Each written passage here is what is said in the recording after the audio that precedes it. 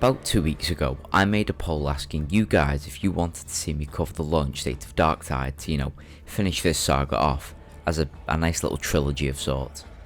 Well, you guys voted and the majority said yes, so here it is. The third and final time I'm going to cover this game from a review perspective. I may stream this game sometime in the future when it's actually finished, but as far as reviews go, I'm honestly not touching it again. You may be asking why I'm even making this, given how I've covered this twice already. Well, DarkTide has launched officially. So everything I'm about to say, by their own metric, is fair game. No more betas, no more early access features. This is immune to all time related criticisms. No holds barred, no punches pulled, no lube applied. This is as critical as I'm going to get. And before we begin, quick disclaimer, I will be going over the same aspects like I've mentioned in the other two videos, as I'm treating this as a fresh review, one that anyone can come and watch without needing the context of the other two videos. My definitive opinion, if you will. So, ladies, gentlemen, and all the warp entities in between, for the final time, let's dive back into DarkTide. So, let's start with the good shit. How well does the gameplay hold up? Well, initially, it's fun as fuck.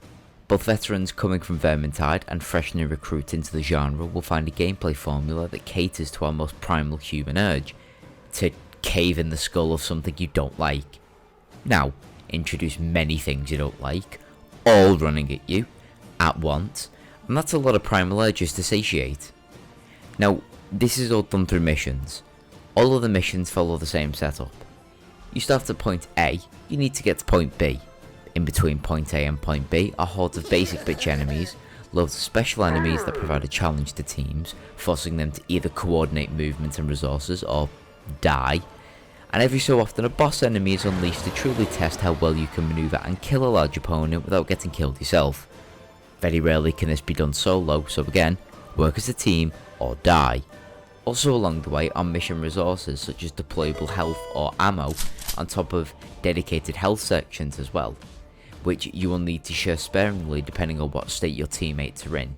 If you're all low on health, well, you need to prioritise who actually has the highest or lowest health and the highest and lowest corruption meter, because chances are little Timmy over there with a 1 bar of wounded left will not survive until, the next boss.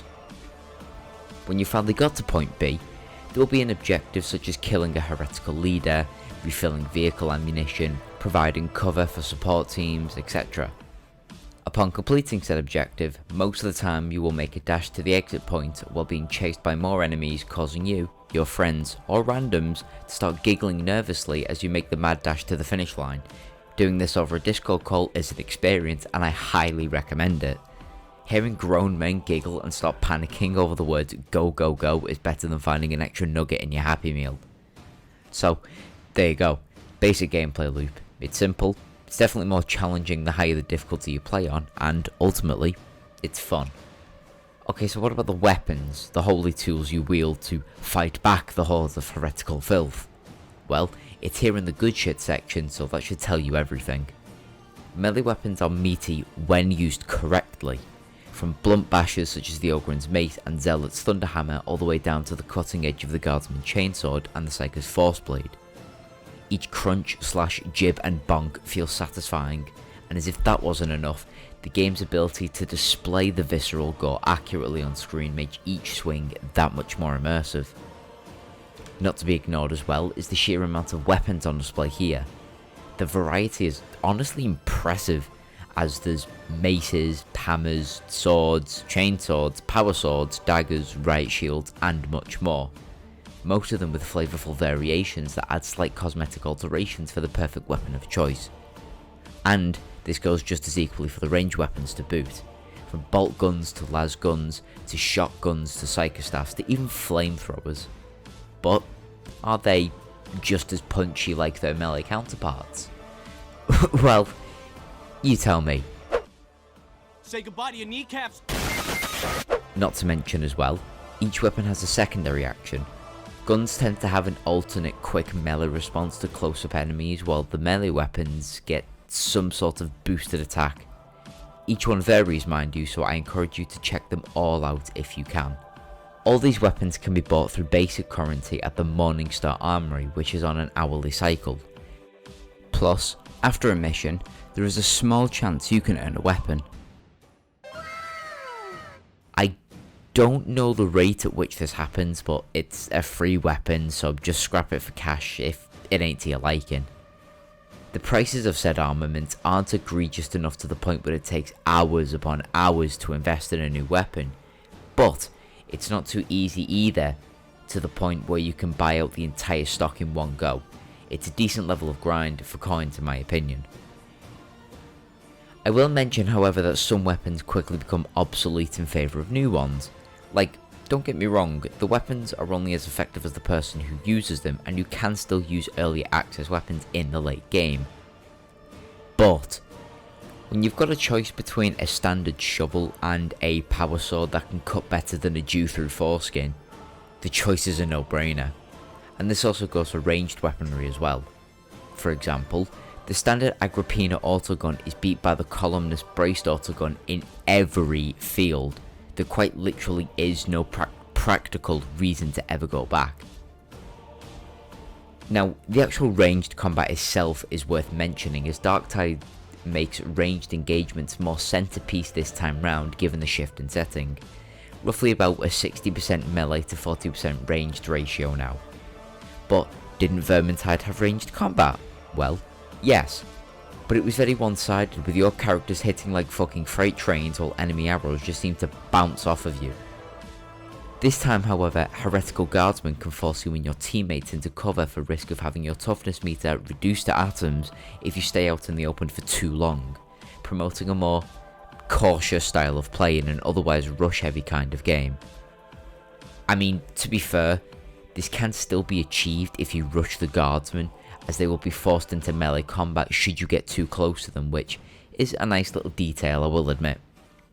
There's something quite cathartic about sidestepping a bayonet charging heretic, only for you to give him the old razzle dazzle and counter bayoneting back by sidestepping. That is, of course, if you aren't up against the ranged specials, which can be threatening at worst, and a downright nightmare at best if you catch them at the wrong time. But I'll talk about them a little later. The environment and atmosphere have been nailed perfectly, and the maps are stunning to walk through for the looks alone.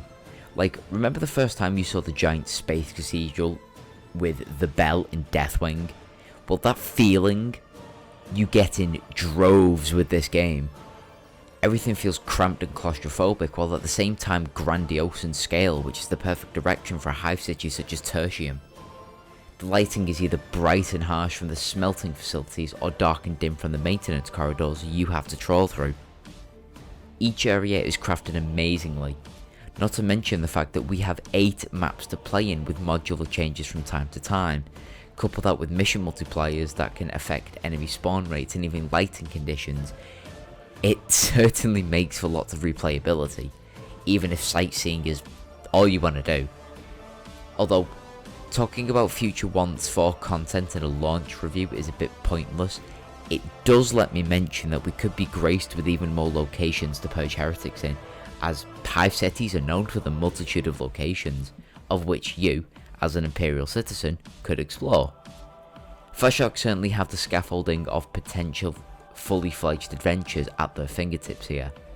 Let's just hope they don't squander the future opportunities that this can bring them. Now, we can't finish talking about atmosphere without mentioning the absolute genius musical work of returning composer Jesper Kyd. Honestly, I don't tend to remember composers by name, but Jesper is one of the only exceptions to this, due to his work on the Assassin's Creed and Vermintide games, so to see him come back with an absolute stellar score for the 40k equivalent is nothing short of fantastic. I mean, the OST is worth the £32 alone, with 48 songs in total spread throughout the game.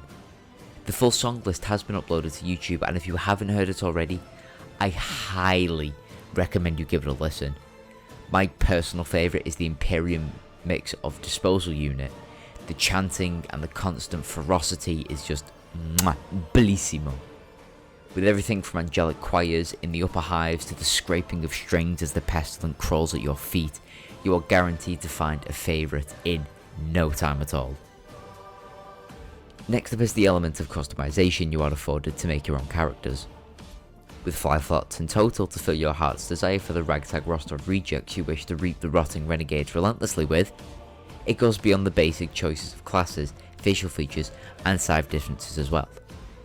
No, this time we get access to so much more, such as a full backstory for our character, including their homeworld and reason for imprisonment, one of whom is Cadia, which, yeah, that's still funny. You can also choose your accent, as well as stuff like tattoos and eye colours. Plus, once you've chosen said designated class of either a guardsman, ogre, zealot or psyker, then it's off to play missions and complete penances.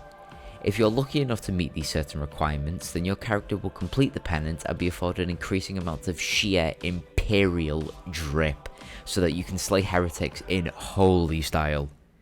Cosmetics can also be purchased via the weapon shop, as I mentioned above, although at a much steeper price. I don't know why a fucking helmet costs more than a rapid fire lasgun, but whatever, I guess.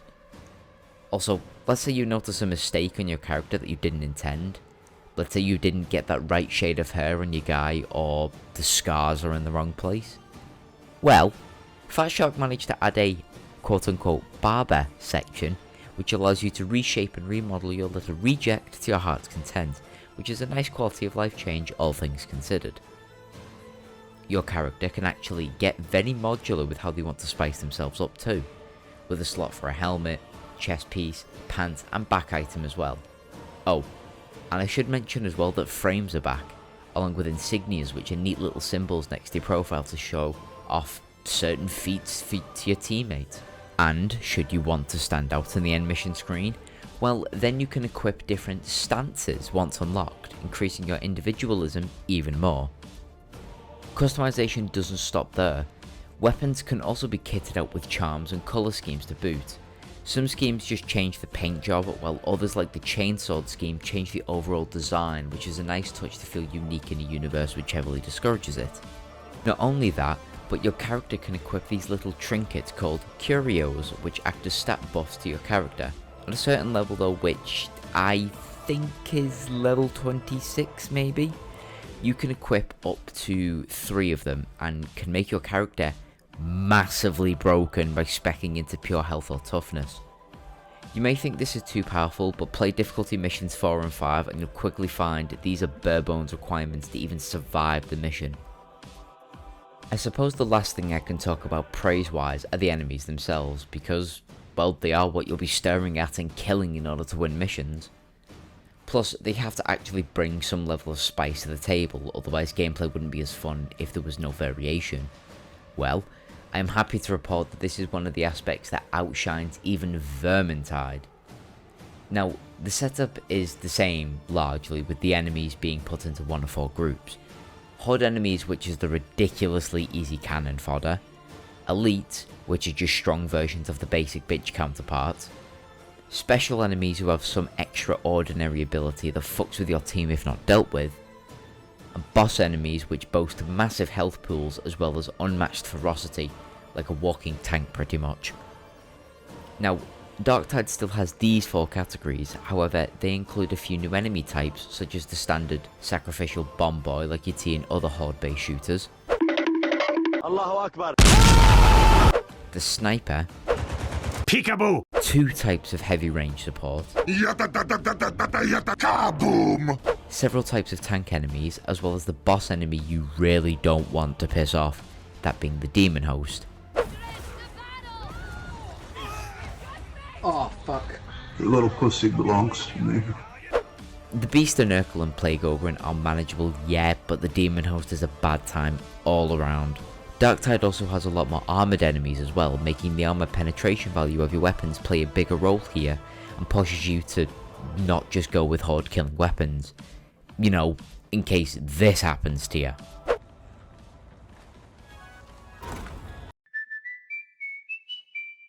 Now to top it all off, a lot of these enemies have 2 variations, either being shown as a heretical guardsman or a ragged cultist. These variations are only cosmetic and don't actually alter the abilities of the enemy, as far as I'm aware, but it does help in breaking visual monotony every now and again. Hopefully in future we can get a Khorne, Slaanesh or Tzeentch expansion to further aid the roster in diversity, much like the Beastman did in Vermintide, because, okay, I like Nurgle, but over the past several Warhammer games, 3 titles have been dedicated to him, with the other games having all 4 gods be present, that being Chaos Gate, Vermintide 2, and now DarkTide. So, with the good shit out the way, let's discuss the bad shit, of which there's a lot, so sit tight. Also, again, keep in mind, these will be issues post-launch. I won't mention anything that's been fixed in the betas. So, starting with gameplay again. Some of you may ask why this factor is in both sections. Well, like I said before, initially, it's fun as fuck. Keyword, initially. Now, this is first as a minor issue. Maybe this is personal preference, I don't know, but playing the game never got boring for me until I started to hit level 15 onwards. All the beta issues aside, it was fun, but slowly as I leveled up more and more, things began to get stale very quickly. Like at that point I'd pretty much seen every enemy, seen every weapon, heard nearly every piece of dialogue. Honestly, there isn't much to look forward to apart from the higher tier weapons and cosmetics, which can be an absolute drag to unlock sometimes. I decided to play different games altogether to rule out exhaustion, just to see if I was burnt out on playing the game. So, I did. 2 days later I came back and the same feeling hit me after 2 missions. It's repetitive, but not in a good way. Granted, the only time I actually enjoyed playing beyond that was with friends or if the lights out modifier was on. Honestly, this level modifier needs to be present more because it actually makes the game scary. Like, when it's not hordes rushing at you from out of the sheer darkness, it's listening to the demon host whispering without having a fucking clue where it is. That's great gameplay in my opinion. And I'd much rather there be a lights on modifier making total darkness the new norm. Oh, and don't expect an end game section neither, because there isn't one. It's all the same, from level 1 to level 30. The only thing I can suggest is then creating a new operative from a different class. For example, I'm currently LARPing as an ogre named Boris Johnson. What do you say, criminal? Shall I put you out of your misery? Well, nothing to say? To deliver Brexit. A big lovable oaf whose direct actions led to the death of many ill individuals. In the game, of course. But I will say, I do have mates that just cherish the game to no end. The gameplay never gets old to them, it's always fun and provides many hours of solid entertainment. Hopefully, if you buy this game, you are one of these people.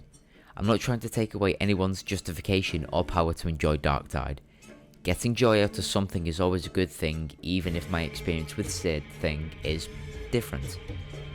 All this video is just a warning that you may have my type of experience at to second guess spending your money on this game.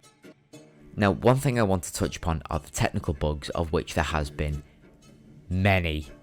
For starters, as of December 1st, DarkTide and Nvidia released a driver that actually made the game run pretty decent like it should have been in the pre-order beta. Which, to much joy, I can now safely run the whole game with consistent settings at 30 to 40 FPS without that Nvidia latency fix, whatever the fuck it's called, that Cavantus, like I mentioned in the previous video, helped me with. Problem is, albeit everything has to be at low settings, but, you know, thanks I guess, it's a slight improvement. It's a start, but, you know, it's not ideal, now that I think about it. You know, it's getting better slowly, but surely. I still want to run the game in at least a medium before I can consider an acceptable launch build. Now, like I keep saying, if you yourself have no issues, then that's fine. I'm making a fuss for the people who still have to deal with frame drops when their systems are more than capable of handling it. Now the game, even on low settings, is completely gorgeous like I mentioned before, and Fatshark, to their credit, have been dedicating a lot of pre and post launch work hours to fixing the graphical hiccups in the game. What isn't praiseworthy are the servers and the state they are in still. Again, average wait time to even get into a social hub is about 6 minutes, with 3 minutes aside for verification and the other 3 just loading into a hub. Also worth mentioning are the fact that some people were having to use VPNs to play, even post-launch. That is still very much up in the air from what I've been told, with some people no longer having to use them and some just altogether quitting because it's still become a necessity for them. And that's not all for technical issues. On screen now are all the issues they've been fixing since November 30th. Like, come on, are you for real? Half of this shouldn't have been present. All of the people who were screaming to delay the game had this as their exact worry, and here it is, proving them right. Don't get me wrong, some technical errors are hilarious, like the Zealot cosplaying Dark Helmet from Spaceballs, but having crashes caused by texture pop-ins turns people off quickly. There's a reason why the Steam reviews went from mostly positive to mixed in a matter of days. So when the game is actually running, it plays well. That is until you decide to play difficulties 4 and 5. Now, when looking at the other 3, 1 star is just too easy in my opinion. Like, you would actively have to delete yourself to even fail. Enemies are laughable, even bosses become a cakewalk. I think this difficulty is here for the boomers who have to look down at their controllers every time they want to press a button, and yes, my dad does it, so I know exactly what they are like. There's 0 challenge, and if you ever die, I'm sorry, but that's just skill issue and you should stop writing your article, games journalist. 2 stars is the equivalent of dipping your toes into a swimming pool. It's a taste of what you should expect if you decide to commit to the whole thing. Basic hordes now pose a slight threat, specials have a level of danger about them, and bosses ain't as hard as they ought to be, but can still wipe your team if you guys have 0 communication when fighting one. Now, 3 stars is the Goldilocks of difficulty tiers. Enemies actually become threatening, with specials and bosses posing a severe challenge if left unchecked. This is when you start seeing most modifiers being applied. Completion offers a good amount of coins and XP, along with crafting materials should you stumble across any. Personally, I don't go any lower than this if I can help it. I don't mind dying at this stage, it's part of the experience really. So what about 4 and 5? Well, 5 in my opinion is like 1. It's too extreme in principle, except at this time it's in the other direction, with 1 being unlosable, that would make 5 unwinnable. Not only do you have to have a full team with immaculate communication, but each member needs to have fully spec'd gear and an in-depth knowledge of how the metagame works. And that's to even have a chance at winning. Now, 4 isn't as bad as 5. This difficulty should be the hardest one available, as it's definitely doable. I've never completed a 4-star level, but I've gotten pretty close to it several times.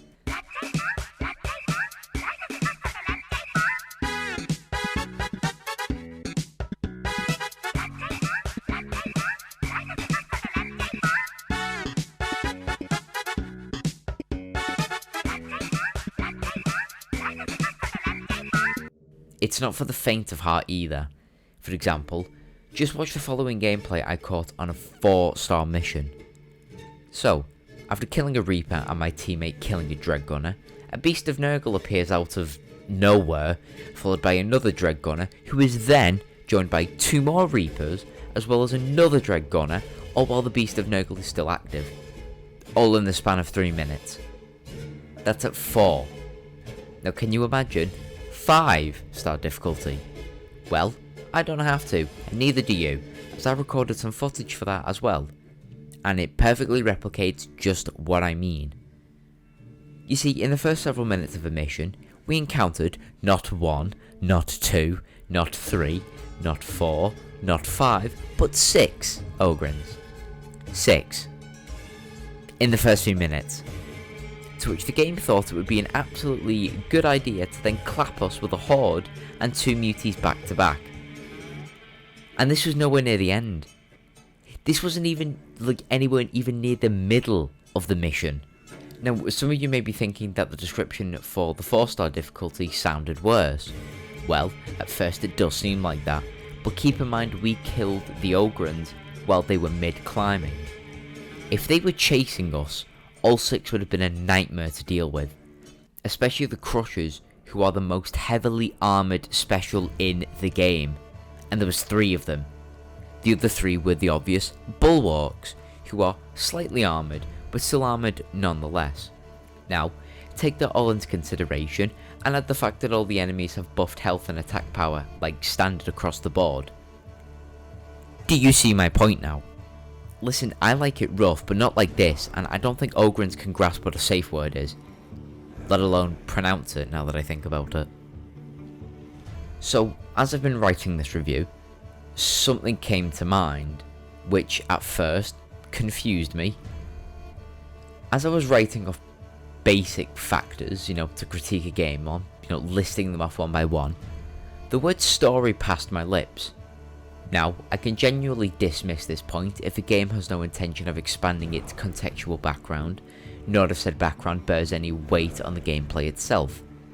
Take a franchise like Super Smash Bros. For example. While, yes, there technically are campaigns in to indulge in, should you wish, it has never been a series that prides itself on building a complex web of things like plots, character arcs, and narrative progression. Hopefully you get what I mean, but I can understand if not, as there are niche ways of understanding what a narrative-heavy game entails. But hopefully you can agree that 40k is a very narrative-heavy franchise, responsible for a constantly developing and ever-changing universe full of lore. So, with that in mind, you should expect a story from a game that is rightfully set in said narrative universe. Well, the more I played DarkTide and researched it, the more I came to the conclusion that this game just has no fucking story. Okay, granted, it has the basic background of a Toma getting diddled by a Nurgle worshipping insurrection, but beyond that, there is nothing. This is especially insulting given how a little known author called Dan Abner was advertised as co-authoring the story. For those not in the know, Dan Abner is responsible for, I don't know, the entire Gaunt's Ghost series, the Eisenhower series as well as a good feckin' chunk of the Horus Heresy series. This man is a legend of universe building, and that's just his bibliography on 40k. He's written so much more, it's insane. And you may be wondering, well, what about the game progression? Surely, as you play, more of the story gets revealed, right? Ha! I fucking wish! You do get cutscenes hinting at a subplot aboard the Morning Star, but it ultimately results in a grandiose version of Among Us. And that's not even a meme. I wish I was doing a skit right now, but trust me, as I lay out the cutscene progression, you tell me if I'm talking shit. So, first you start off in a holding area aboard a spaceship. Then, once you get chummy with the crew after leaving, you go off and do missions. At some point, someone starts sabotaging the ship and killing people on board. This makes everyone rightfully suspicious, and knowing Inquisitor Grendel, he starts killing people he thinks are sus. There is a tree temple among us. Finally, at the end of it all, he finds out who the imposter is, who turns out to be a nobody, by the way, and then kills them, causing big cheers and full beers to be had by many. This is the best we get at launch? And yes, I have seen other people who are saying that more story will come out later on in the game's live service life, but seriously? Is Dan Abner okay? Like, is he sleeping well? As GW finally assassinated him and is now operating his buddy via fucking puppet strings? Because this isn't him. I refuse to believe this is the best he could muster for a game 3 to 4 years in the making. And if the rest of this amazing story is going to be drip fed to us after that as an introduction, then what the hell were they thinking? I could have written that. Where the fuck's my $30,000? And speaking of stuff that feels like it's missing, has anyone else noticed several things when present at launch? Like, I'll just tally off a list and you tell me if you've noticed any of these yourself. The special enemy from the trailer isn't in the game. Now, a few people have called this the Muty special enemy, but from the trailer footage, look at it.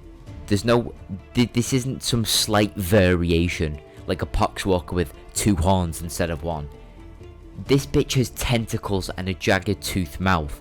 This is effectively the Chaos Spawn from Vermintide 2 that is grabbing the Guardsman. Or Amazing Grace as we call her. They could be saving this as an enemy down the line, but with Fat Shark, who fucking knows anymore.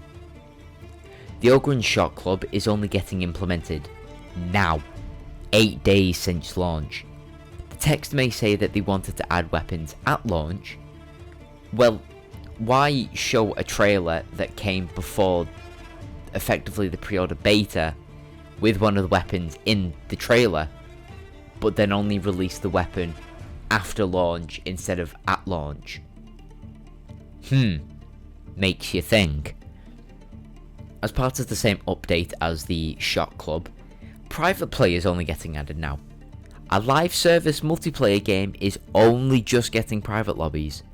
Still no solo game despite bots being in the missions during player disconnects, which seem to work fine. Although this is a multiplayer game, so I doubt this is priority at the moment. Still no scoreboard. Yes, they did say they would add it later, but I'm counting it anyway because they never should have removed the fucking thing at all, and will only add it after finding a best way to implement it, despite Vermintide 2's version being pretty fucking sound as is. There's no flash missions. The penances are there to complete them, but as far as I know, they've not been seen at all in the mission select screen. Plus, what the fuck even is a flash mission? Why add its penances if it isn't even doable yet? Why not tell us why it isn't even in there to begin with? You know, like, I suppose that about does it for the missing content. Although, I can't help but feel like there's something huge that people wanted me to oh yeah, the crafting system. Boy oh boy, where do I even begin with this? Oh, I know. Fuck you. That's where I'll begin. So, you were telling me that a game near enough 3 years in development can't have a fully implemented crafting system at launch. Vermintide 1 had one. Vermintide 2 had one. So was DarkTide. You know damn well that the system has been an integral part of your gameplay loops for the past several years, and, over time, your team should have been more than acquainted with how to create one. I mean, the premium shop is there. That's all running fine and dandy, funnily enough. I get that teams can be divvied up when developing a game and some aspects are easier to complete than others. But if that's the case, then why not put more manpower into building the crafting system?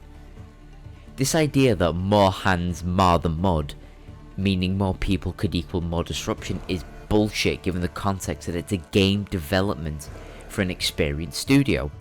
You fuckers aren't letting like 5 people do their own thing. They are all working in tandem with each other and only progressing when the others are. But, you know, fine, let's be generous. 3 years might be too harsh, as after all there needs to be an actual system to design the system around. You know, a working prototype. You can't put an engine into nothing. You need the actual framework of a car in order to drop it in, if you get what I'm, saying. So, let's say 1.5 years. Still, that's a joke.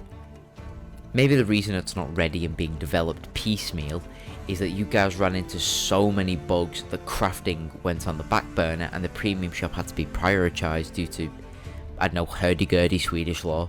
I don't know how it is over there, but that wouldn't surprise me. Which, funnily enough, by a surplus amount of fixed credits are not the exact amount you need. And, also, let's make all the coin purchasable cosmetics all be palette swaps of the same piece of fucking armor, so the premium ones look more appealing, such as being a Steel Legion Guardsman. I don't know why this fucking idea of just palette swapping armor seems like a great idea to consumers. Like, just give us the piece of armor and let us customize the color individually. This isn't the days of like Mortal Kombat fucking 1 when Sub-Zero and Scorpion were wearing the same cloth but just different fucking colors due to like engine limitations or some shit. And also, sorry, do you not have the money? Well, too bad, reject it is then. And with no shortage of regiments to pick from, I fear Fat Shark will milk every single one of them. Kriegers, Restroyans, Cadians, Macabians, Talon Raiders, Catachans, Praetorians, and so on, so fucking forth. I guess I'm just jaded at this point. The fact that I've had my own cyberpunk moment, although not getting too hyped like I warned about in Tactic Talks episode 3, no company is without flaw after all, but seeing a game I've been waiting for, playing games similar in preparation and then following its descent into an absolute abysmal release after having a modicum of faith that their published delay would have ensured it released with a certain degree of polish. I mean, that's not even everything I could possibly cover. I could go on about the fact that the story cutscenes are bugged as shit, that as of me writing this now, a new mission just got released 17 days after launch, that being the 8th one, that it's possible to wait 5 minutes for a mission to load only for you to disconnect within the first frame of entering the game, that it hasn't even released on Xbox Game Pass yet despite it being so-called ready for us PC players, that people, no matter what you tell them, will defend this game with the type of holy zealotry seen in the franchise itself, using any old excuse to defend it, whether it'll be finished later, or, you know, as if that's a good thing, or it's only $40. Like, that argument doesn't make any sense. You pay for something which serves you a purpose, with how much you spend should then increase the quality or quantity of said product. If a product is up for sale with no added disclaimers such as being a prototype or first run, then you expect to get $40 worth of functional product relative to the type of thing you buy. When you buy a new car, you expect it to drive. When you buy a phone, you expect it to make calls. When you buy a lamp, you expect it to power a light bulb. And if any of these things have a defect, then you would rightfully complain and or demand a refund. So why is there a difference for DarkTide? Like I said, it has its flaws. So does everything else. But there are flaws which cause minor annoyances, and then there's flaws that can stop you getting the use out of your paid product. Essentially, a lot of us paid $40 for an IOU, that at some point down the line, your purchase will guarantee you a great game, and make no mistake, I trust they will perfect this game. Just why fucking release it now is my question. Is Tencent pushing you? You know, they cracking the old fucking whip just for you to publish the game in the state that it released in? So, final verdict. Overall, if you are a numerical figure person, I'd give it a 5 out of 10. The core gameplay is really good, but gets old due to lack of content, with the amount of bugs being what lets this game down so hard ultimately. And if you're wondering whether to buy it, in my opinion, you actually should. I know this may come as a shock given everything I've just listed off, but just buy it and then wait several months for them to patch it all up. You know, at least you get it now at a discounted price. You know, rather than them hiking up the price once it becomes filled more with content. If Fatshaw can make their first added class a free DLC as an apology, then that would be an absolute great start. A long way to go, but a start nonetheless. Anyways, thanks for sticking around, and thanks for watching the video. This has been my review of DarkTide, and I hope you enjoyed watching. I've been NathanX2000, and I will see you all next time. Take care, everyone.